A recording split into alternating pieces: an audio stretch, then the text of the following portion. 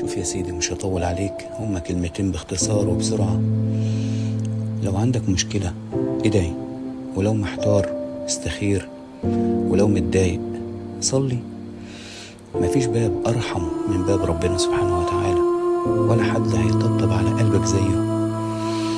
الناس بتسمعك بس هو بس اللي فاهمك. الشيء اللي تعبك قوله، واللي مضايقك احكيه.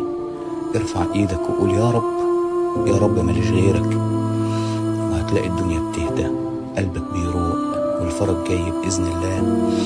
النبي عليه الصلاة والسلام بيقول: من لزم الاستغفار جعل الله له من كل هم فرجا، ومن كل ضيق مخرجا، ورزقه من حيث لا يحتسب.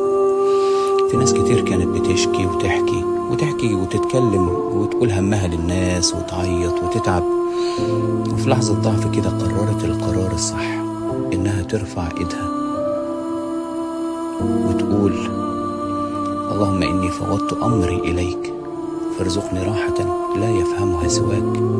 بعدها كل حاجة اختلفت. ما كانش فيه سحر، لأ، كان فيه يقين.